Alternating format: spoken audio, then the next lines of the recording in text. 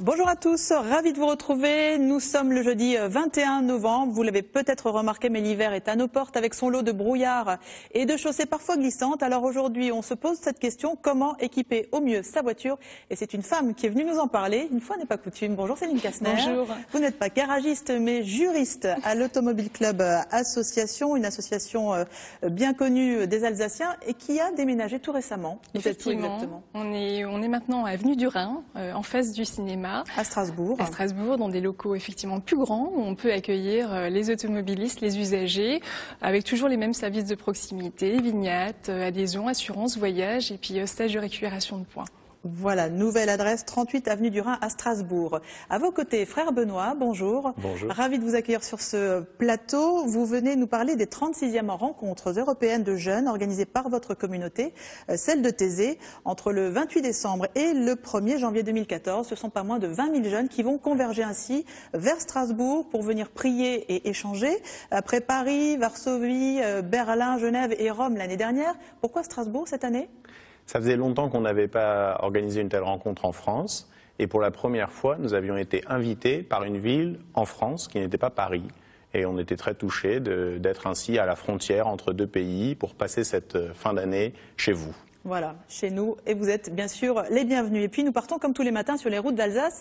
Alors aujourd'hui, Véronique Arnoux n'a pas été très aventureuse, on va dire, puisqu'elle est restée dans la CUS, puisque c'est là qu'elle a posé ses valises. Bonjour Véronique.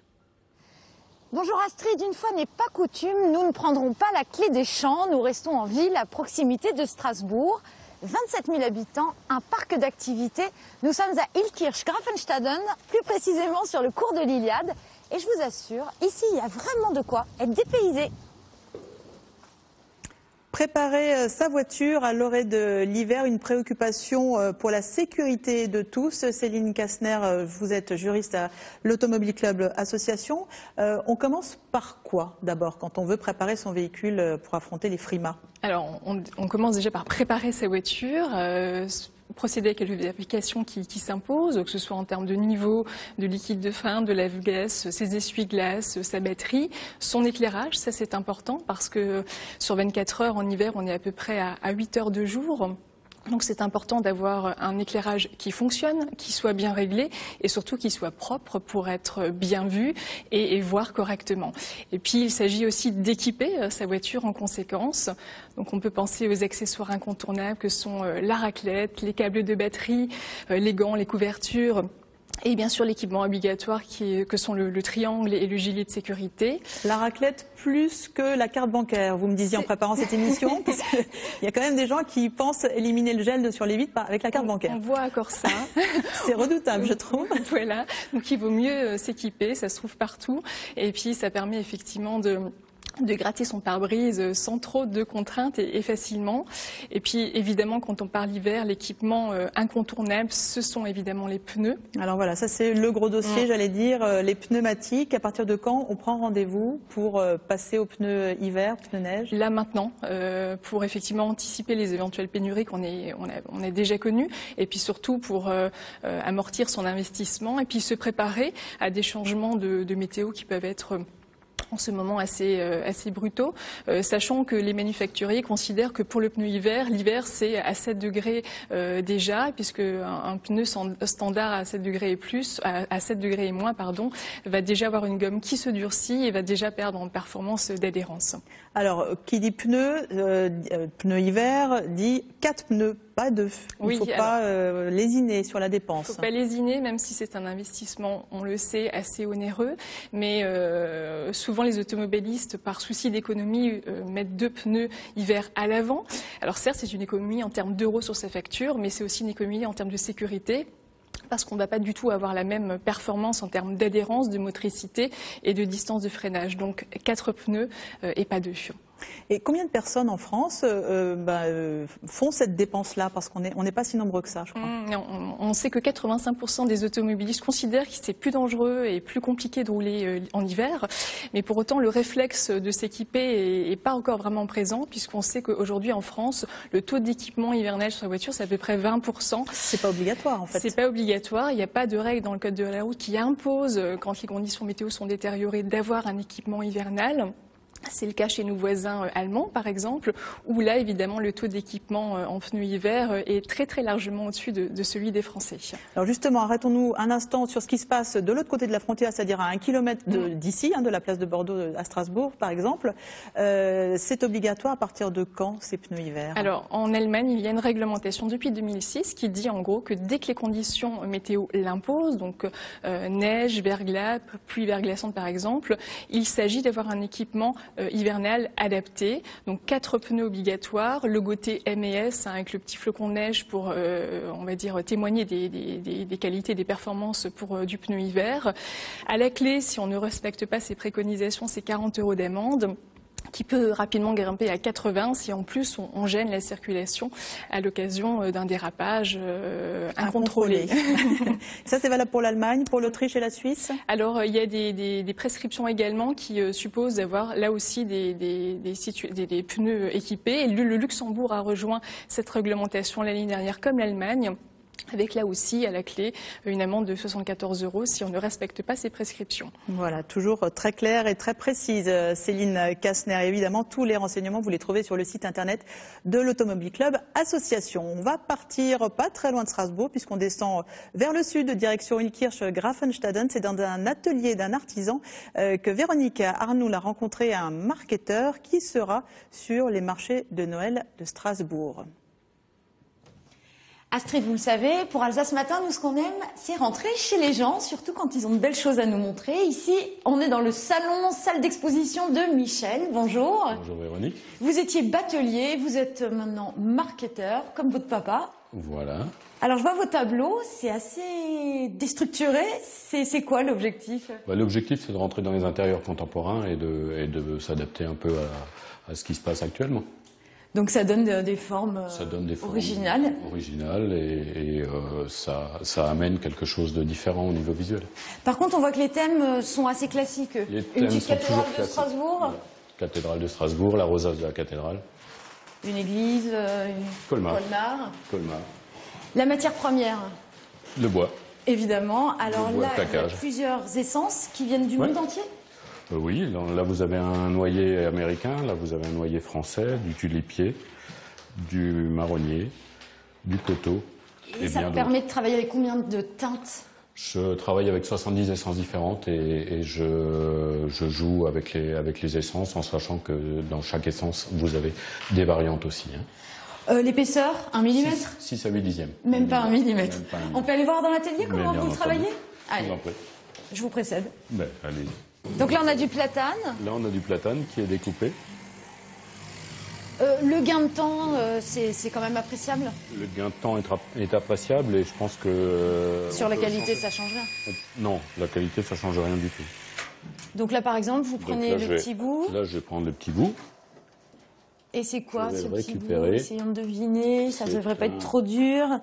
Un bout du toit? Un bout du toit. Ça, c'est une maison de Griesheim, si j'ai bien compris. Ça, c'est Zutzendorf, Griesheim est là. Griesheim est là. Voilà. Donc là, vous avez là. Et ensuite, vous allez faire toutes vos pièces comme ça. Et je travaille donc là du papier et du bois en même temps. Et depuis 15 ans, vous êtes sur le marché de Noël de Strasbourg. Le best-seller de cette année 2013, ça va être cette maison de Griesheim. Ça va être la maison de Griesheim aimantée, donc effectivement avec lequel on peut jouer. On peut jouer, oui. D'expérience, vous vendez une dizaine de tableaux par marché? Voilà. Et c'est qui? C'est les touristes? Tous ceux qui tombent amoureux du visuel, donc voilà. Bon, avis aux amateurs, le marché de Noël commence le 30 novembre et les prix vont de 100 à plus de 2000 € pour les tableaux, avec quand même des petites cartes beaucoup moins chères. Des petites cartes moins chères. C'est toujours bon à savoir. Et des marque-pages aussi. Et des marque-pages. Merci Michel. Voilà, merci à vous.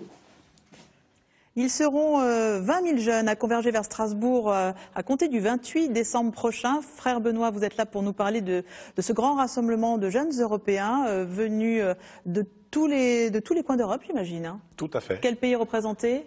Alors pour l'instant, les premiers pays inscrits, ce sont surtout les pays de l'Est, la Pologne, l'Ukraine, la Biélorussie, mais il y a d'autres pays plus à l'Ouest qui sont en train de monter, ils s'inscrivent plus tard en général. Donc à la fin, ce sera vraiment toute l'Europe qui sera à Strasbourg. Alors ces jeunes ont répondu à l'appel lancé par votre communauté, la communauté de Thésée. On va s'y arrêter quelques instants pour vous la présenter si vous ne la connaissez pas. Thésée, d'abord, c'est le nom d'un petit village de Bourgogne d'à peine 50 habitants. En 1940, un pasteur suisse s'y installe, créant ainsi une communauté monastique atypique. Régine Wilhelm et Xavier Gannet se sont rendus sur place. Est-ce que vous avez bien mangé?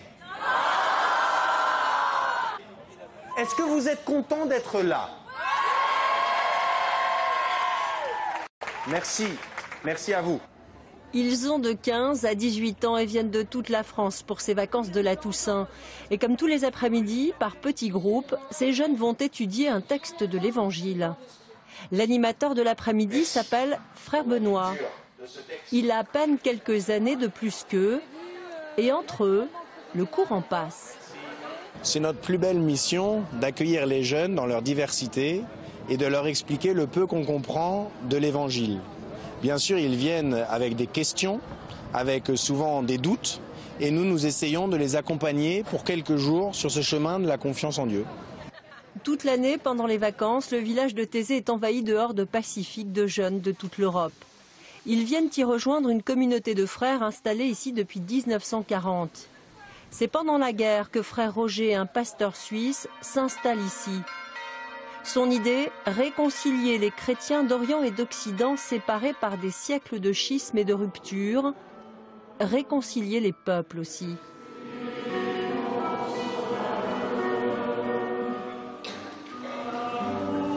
À Thésée, il a fallu trouver un modus vivendi.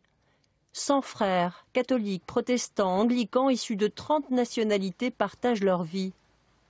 Un laboratoire avant-gardiste de l'œcuménisme. Ils ont fait vœu de chasteté, de pauvreté et vivent uniquement du fruit de leur travail. On ne veut pas, et on ne le fait pas, gagner notre vie avec des dons ou des soutiens financiers qui viennent d'ailleurs. Thésée a essaimé dans le monde entier grâce notamment au charisme de son fondateur, frère Roger, mort poignardé en 2005. Fin décembre, tous les frères seront à Strasbourg pour accueillir 20 000 jeunes et faire partager aux Alsaciens l'esprit si particulier de ce petit bout de campagne. Et retrouver cet esprit si particulier de ce petit bout de campagne dans une grande ville comme Strasbourg et qui plus est à 20 000, ça va être facile ? C'est pas facile, puisqu'évidemment, il est plus facile d'accueillir les jeunes chez nous. Mais en même temps, c'est tellement important de ne pas rester enfermé dans notre petit village, dans notre monastère, mais bien d'aller à la rencontre de ce qui se vit aujourd'hui, par exemple, en Alsace et dans l'Ortenau. L'idée, c'est vraiment de dire, nous allons à la rencontre. Bien sûr, il y a des jeunes qui viennent à nous, mais il faut aussi, pour bien les comprendre, que nous allions les visiter. Alors justement, 20 000 jeunes qui arrivent à Strasbourg et dans la région, ça demande une organisation titanesque, quasi militaire, j'allais dire. Comment allez-vous les héberger, tous ces jeunes ? C'est le grand défi du moment et c'est la raison pour laquelle nous lançons dès maintenant un appel à la population, parce que ces 20 000 jeunes seront logés chez l'habitant. Alors la bonne nouvelle, et nous voulons dire un grand merci d'ores et déjà, la bonne nouvelle, c'est que nous avons trouvé de la place pour la moitié de ces jeunes. Et nous sommes à 5 semaines de la rencontre, donc nous encourageons tous ceux qui hésitent encore à ouvrir leurs portes à la fin de l'année. Justement, on va leur expliquer en quoi ça consiste finalement, dans quoi ils s'engagent. D'abord, il faut combien de places? Il faut une chambre, une salle de bain attenante. Qu'est-ce qu'il faut exactement? Alors, beaucoup de gens, en raison d'une haute idée de l'hospitalité, nous disent « oui, mais on n'a pas de lit, on n'a qu'une salle de bain ». Et nous leur disons « mais vraiment, les jeunes ne s'attendent pas à dormir dans un lit. Ils viennent avec leur sac de couchage, avec un tapis de sol, donc 2 mètres carrés au chaud, dans la salle à manger, sous la table, à côté du piano. Ça suffit pour accueillir… Dans le piano sur le piano. Et vraiment, il faut être très décomplexé. Les jeunes seront très touchés qu'une famille, une personne âgée décide d'ouvrir sa porte. Il faut bien penser que si à la fin on ne trouve pas ces places chez l'habitant, il faudra envoyer des bataillons de jeunes dormir à 50, à 100 dans une école ou dans un gymnase. Et ça, ce serait dommage parce qu'évidemment, l'hospitalité donnée et reçue est très très importante dans le cadre d'une telle rencontre. Il faut aussi prévoir un repas, les petits déjeuners, les repas de la journée, comment... Alors le seul repas à prévoir, c'est le petit déjeuner. Je dis repas de nouveau parce que nous savons que les Alsaciens ont envie de bien accueillir ces jeunes. Ah, c'est des gens qui ont le sens de l'hospitalité. Exactement, nous l'avons déjà découvert. Mais le petit déjeuner est le seul repas que les jeunes prennent chez l'habitant. S'ils le souhaitent, les familles d'accueil, les personnes qui vont accueillir, les gens de bonne volonté qui vont ouvrir leurs portes, pourront aussi avoir les jeunes lors du repas de midi le 1er janvier, avant que les jeunes reprennent leur sac et prennent leur bus pour rentrer chez eux. Mais c'est vraiment seulement la nuit, de 22 h le soir à 8 h du matin, petit déjeuner compris. Et le reste du temps, les jeunes suivent le programme à Strasbourg, au Wacken et dans les lieux du centre-ville. Voilà, alors pour tout savoir sur ces fameuses rencontres européennes, bien sûr, vous avez créé un site internet dédié, c'est teze-str.eu. Et si vous avez l'envie, le souhait, le cœur assez grand pour accueillir ces jeunes chez vous pendant ces 4 jours, n'hésitez pas, inscrivez-vous. Et sinon, il y a une adresse aussi postale, c'est la rue du Parchemin à Strasbourg, tout à fait, où il y a des personnes qui vous reçoivent et vous expliquent tout cela en détail. On va repartir du côté d'Ilkirch-Grafenstaden une nouvelle fois. Véronique Arnoul vous a trouvé un parc idéal pour aller promener vos enfants, pourquoi pas le mercredi. Astrid, j'ai trouvé un nouveau compagnon de route, c'est Bingo. Allez, tu viens mon grand? Oh non, il veut pas jouer avec moi finalement. Ici, je suis au parc Friedel. Ça se voit pas forcément, mais il y a 350 animaux dans ce parc. Et au milieu de ces animaux, il y a Odile. Bonjour. Bonjour. Alors, depuis 5 ans, c'est vous qui vous occupez de toute cette petite troupe? Oui. Et là, c'est quoi? C'est le biberonnage? C'est le biberonnage de merguez. Allez, descends, moustique. Descends. Allez, qui est censé boire là? Donc c'est merguez qui est censé boire. D'accord. Les moustiques vident les biberons. Ok, et on entend les pans. Je peux essayer de donner le biberon? C'est le genre d'atelier que vous faites? C'est des animations qu'on fait avec surtout les enfants. Ouais. Et ça plaît? Ah oui, ça plaît énormément. Non mais tête. Ah ouais, elle a faim là. Elle a faim? Vas-y merguez. Allez, vite, vite. Un deuxième. Oh là là, Astrid, je vous jure, j'ai des enfants, mais j'ai jamais vu ça. Hein. Allez, hop. Les enfants viennent avec leur famille ou les écoles autour? Avec les parents, avec les grands-parents, avec les nounous, les écoles, les périscolaires. Et le public, sinon, c'est des Strasbourgeois, des gens d'Ilkirch, un peu partout? Beaucoup d'Ilkirch, de Strasbourgeois et énormément de la CUS, quoi. Et... Parce que c'est quoi l'avantage de ce parc? Bah, l'avantage, c'est que les animaux ils vivent en liberté, déjà.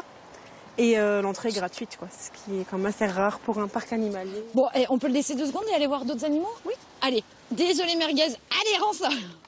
Alors, par exemple, qu'est-ce qu'on a? Il y a Bingo, là, que je retrouve.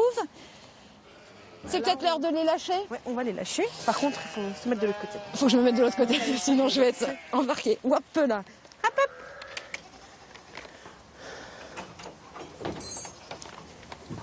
Attention à tout le monde, là. Oh là là là là là. Oh là là là là. Ça c'est beau à voir.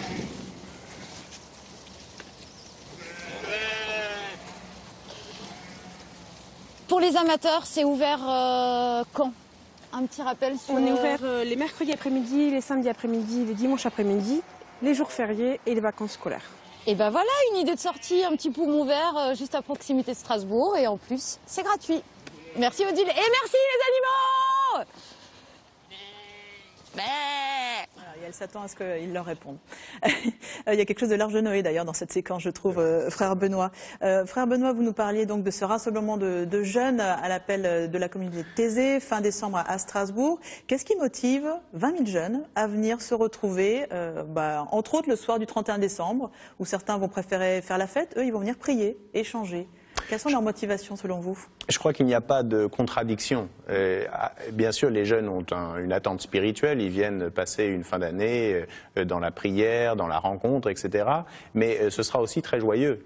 C'est très important de découvrir qu'on peut être chrétien et en même temps être dans la joie de partager avec les autres. Dans la nuit du 31 décembre au 1er janvier, ce qu'on propose aux jeunes, c'est d'avoir une prière pour la paix. Et à l'aube de l'année 2014, qui sera l'année du centenaire de la Grande Guerre, ce sera très significatif d'être à la frontière entre la France et l'Allemagne. Et puis en même temps, ensuite, il y aura une fête au cours de laquelle les jeunes de chaque pays pourront présenter une danse, un chant de leur tradition. Et ainsi, ce sera une fin d'année paisible, solidaire, festive. festive. Vous, comment est-ce que vous avez croisé la route de la communauté de Thésée? Eh bien moi, c'était lors de la rencontre de Paris, il y a quelques années. Donc ça suscite des vocations, ce genre de rencontre. Oui, c'est pas le but, parce que bien sûr, en comparaison du nombre de jeunes que nous rencontrons, que nous accompagnons ou que nous accueillons à Thésée, nous sommes une toute petite communauté. Mais c'est vrai que c'est à cette occasion que j'ai découvert les frères. Je ne les connaissais pas avant. Voilà, la communauté de Thésée donc, qui lance un appel à ces 20 000 jeunes qui vont arriver à Strasbourg d'ici la fin décembre. Encore une fois, on vous le dit, il y en a 9 000 qui sont d'ores et déjà hébergés par les Alsaciens. Il en reste encore la moitié à héberger, donc n'hésitez pas à ouvrir vos maisons, vos salons, vos salles de bain. Et il n'est pas nécessaire, pardon, de partager la foi de ces jeunes. Bien sûr, c'est juste le sens de l'accueil. Exactement, qui vont ouvrir leurs portes sans tout comprendre de ces jeunes. Voilà, et si vous voulez leur prêter main forte et les accueillir, un site internet www.thésée-str comme Strasbourg.eu. Céline Kastner, un dernier petit mot. On a parlé de la manière dont il faut préparer sa voiture avec l'hiver qui frappe à notre porte. Il y a d'ores et déjà une campagne hiver qui a été lancée par l'Automobile Club tout début novembre. Ça consiste en quoi ? Et jusqu'à la fin décembre, qui consiste effectivement à vérifier l'éclairage, les pneus et les liquides, donc les éléments cruciaux de la préparation de la voiture en hiver. C'est gratuit, c'est dans plusieurs villes, au Rhin et Bas-Rhin. Où ? Alors c'est souvent sur des parkings de supermarchés, avec des centres mobiles de sécurité. C'est gratuit, c'est sans rendez-vous et vous trouvez toutes les villes et les détails des horaires sur notre site internet. Voilà, le site internet de l'Automobile Club. On rappelle aussi que conduire en hiver, c'est prévoir sa météo. Et pour cela, il y a également un site internet intéressant, c'est celui tout simplement de Bison Futé. Et puis un numéro de téléphone, numéro vert. Vous le connaissez par cœur, je suppose ? Je ne crois pas. Je voulais vous coincer, j'ai enfin réussi. C'est le 0800 100 200. C'est gratuit évidemment sur un poste fixe. Et vous viendrez nous reparler au mois de décembre d'un sujet qui intéresse pas mal les Alsaciens, celui de la vignette. Voilà, quelle vignette pour quelle destination. Toujours intéressant. Donc rendez-vous au mois de décembre avec vous, Céline Kastner. Merci beaucoup, frère Benoît. Merci à vous. On vous souhaite 5 belles semaines de préparation et de bons moments aussi fin décembre pour Thésée. Merci à vous. Tout de suite, le flash d'information régionale. Bonne journée à vous sur France 3.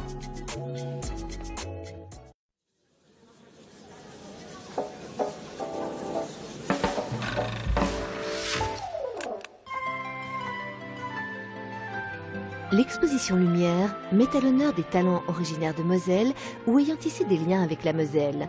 14 artistes contemporains investissent les espaces du château de Malbrouck en un parcours spatial et temporel de la lumière naturelle aux lumières artificielles à travers leurs œuvres, jusqu'au 15 décembre à Manderen.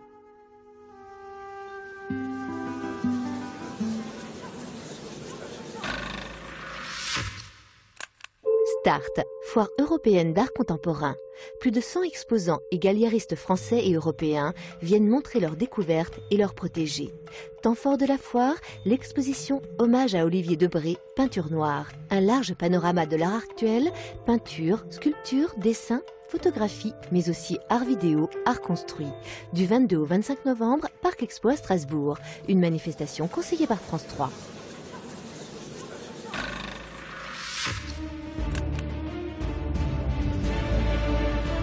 Cirque impérial de Chine sur glace, un véritable voyage au cœur de l'histoire et de la légende chinoise. Les numéros traversent les siècles pour finir en apothéose sur les rythmes résolument modernes d'une Chine qui a traversé le temps. Le 30 novembre, salle Cassin à Verdun.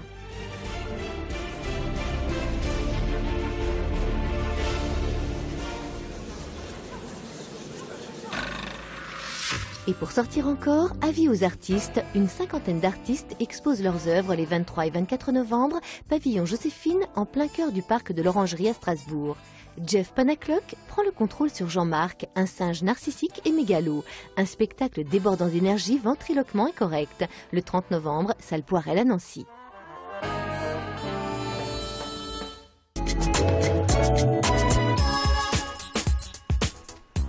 Bonjour à tous, jeudi 21 novembre, il est 10h32, une actualité aujourd'hui très européenne. Nous débutons avec la décision hier du député européen Joseph Daul. L'Alsacien a choisi de ne pas se représenter l'an prochain lors des élections européennes où il est élu depuis 1999. Joseph Daul est également président du Parti populaire européen, une fonction qu'il va tout de même conserver. Alors quelles ont été ses motivations? Écoutez-le. J'ai fait un nouveau choix dans ma vie, c'est de m'occuper du parti, parce que pourquoi? Ça va un petit peu plus loin que l'Europe. Ça va dans l'Europe du futur au niveau des Balkans. Et je pense que je peux encore apporter des choses, surtout dans les Balkans, où vous savez que la paix n'est pas évidente, que dans ces contrées-là, la mafia est très importante. Hier également, les députés européens anti-Strasbourg ont fait adopter massivement en séance plénière un rapport affirmant le droit du Parlement à décider lui-même du lieu où il travaille. Ils étaient 483 eurodéputés sur 658 présents à voter pour. Un rapport qui n'a aucune valeur juridique puisque pour modifier le traité fixant à Strasbourg le siège du Parlement européen, il faut une unanimité des États membres.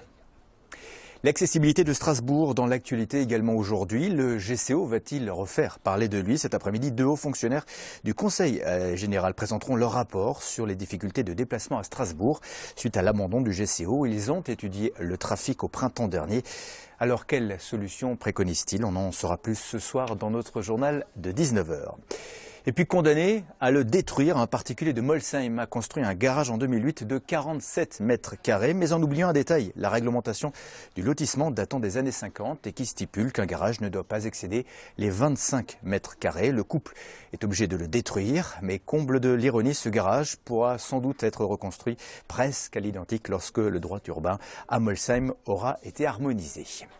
N'oubliez pas que l'information, c'est évidemment sur Internet également, alsace.france3.fr. Le 12-13, c'est tout à l'heure avec Marie Henneman. On se retrouve à 19h. Bonne journée.